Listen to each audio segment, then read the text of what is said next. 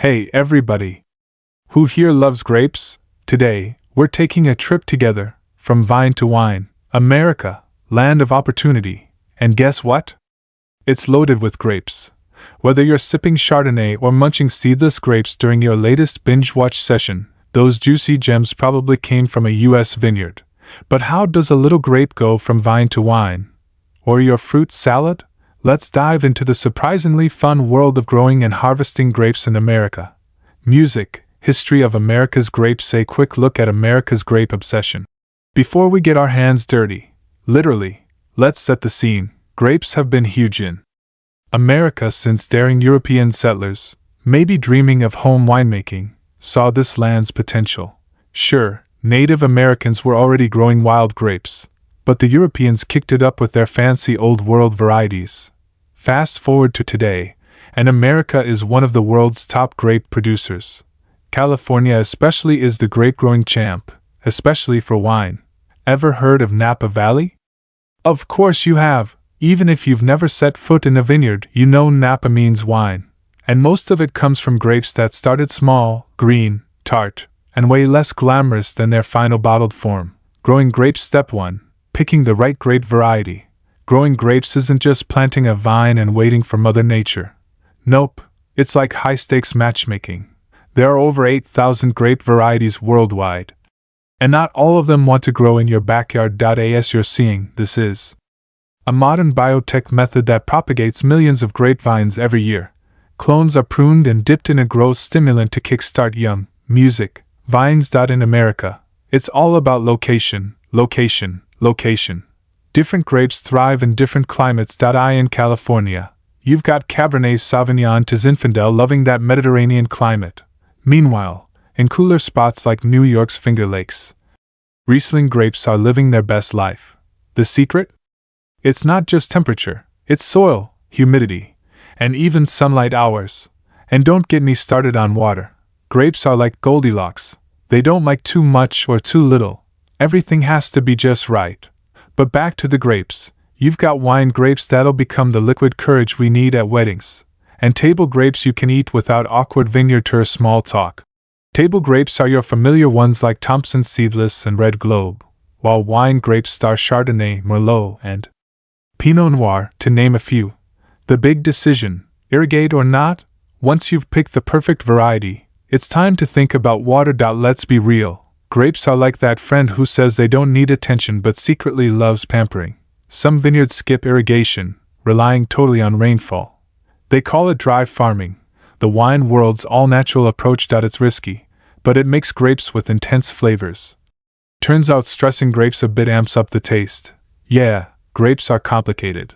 Most vineyards, though, play it safe with sophisticated irrigation systems. We're talking drip irrigation, where each vine gets its own personal water line, like a private spa day. No big sprinklers, just precise hydration. Grape luxury, growing grapes.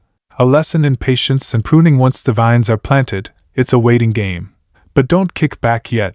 This is where pruning shears come in. Grapevines go wild if left alone. Think of them as teenagers needing some discipline. Skip pruning, and you'll get tons of leaves but not enough grapes. And nobody's making wine from leaves, right? So, the key is pruning excess growth so the vine focuses on delicious grapes.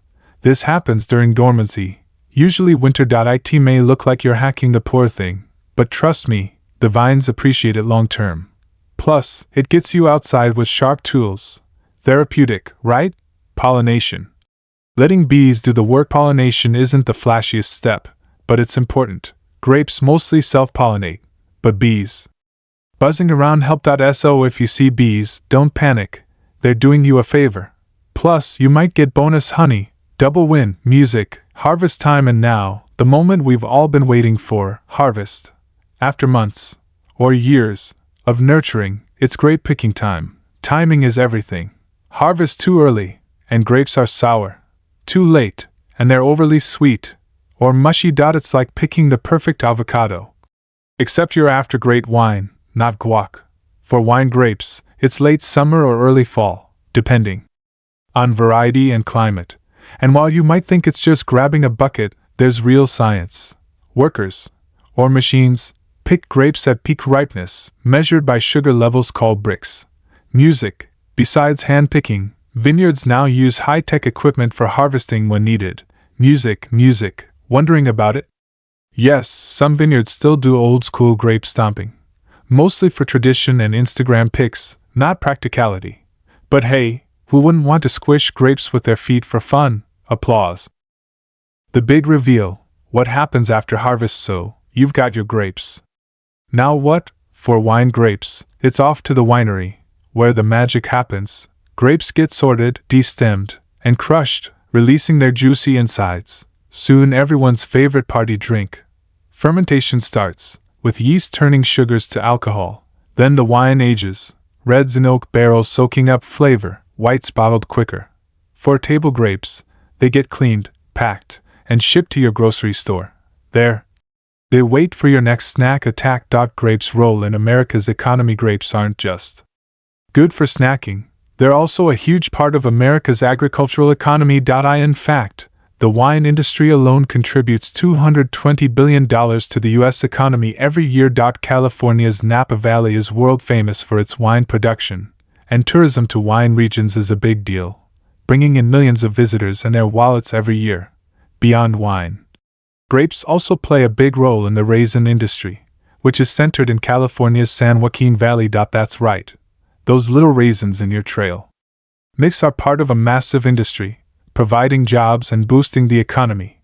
Even if you're more into table grapes, you're still contributing to a multi-billion-dollar industry. And let's not forget the countless jobs created along the way: farm workers, winemakers, truck drivers, grocery store clerks, and more, all part of the grape's journey from the vineyard to your home. Grapes in American life. It's more than just wine, sure. We all know that grapes are used to make wine, and a lot of it. But these tiny fruits have a bigger role in American life than you might think. Raisins are a staple in everything from baked goods to breakfast cereals. Grape juice is a favorite drink for kids and adults alike. And let's not forget grape jelly, which is practically a national treasure when paired with peanut butter. Grapes are also a symbol of health, packed with vitamins and antioxidants. They're often touted as a superfood, making them a popular snack in health-conscious households. And if you've ever been on a health kick, you've probably found yourself munching on grapes because someone told you they're good for your heart. Well, they're right. Grapes are rich in antioxidants like resveratrol, which can help reduce inflammation and improve heart health. Who knew snacking on grapes could be your ticket to a healthier lifestyle? The future of American grape farming. While America's grape industry is already impressive, there's no slowing down. Farmers are constantly experimenting with new grape varieties, improving sustainable farming practices, and using advanced technology like drones and sensors to monitor their crops. The goal: produce more grapes, better grapes, and do it all in a way that's kinder to the environment. And as climate change continues to affect traditional grape-growing regions, some farmers are looking to new areas, like Oregon and even parts of the Midwest, to expand their vineyards. So, who knows? You might soon be sipping on a wine from a vineyard in Ohio, or munching on grapes grown in Minnesota. The grape life. Lessons learned. If there's one thing we can all take away from the grape growing and harvesting process, it's that patience is key. From choosing the right grape variety to waiting for the perfect harvest day, everything takes time. But the reward? Oh, the reward is sweet. Sometimes literally, sometimes with a satisfying tang of fermented greatness. Growing and harvesting grapes in America isn't just about the end product, it's about the journey. The weather watching, the vine pruning, and the satisfaction of knowing that you played a part in creating something delicious. Whether you're a grape grower in California's sun-soaked vineyards, or you've just planted a single little vine in your backyard for fun, the grape growing process is a quirky, complicated, and ultimately rewarding one. So, next time you're enjoying a glass of wine or popping a few grapes into your mouth, take a moment to appreciate the long, strange trip those grapes took to get there. And if you ever feel like your life is a little too chaotic, just remember, even grapes need a bit of structure and discipline to become something great. The next chapter of American grapes as we wrap up our delightful journey through the world of growing and harvesting grapes in America. One thing's for sure, grapes may be small, but they play a huge role in the agricultural landscape. From tiny backyard vineyards to massive commercial operations, grapes have firmly rooted themselves in American culture, pun totally intended. And who knows? Maybe after reading this, you'll be inspired to start your own vineyard, or at the very least, buy a better bottle of wine next time. Cheers to the grape life.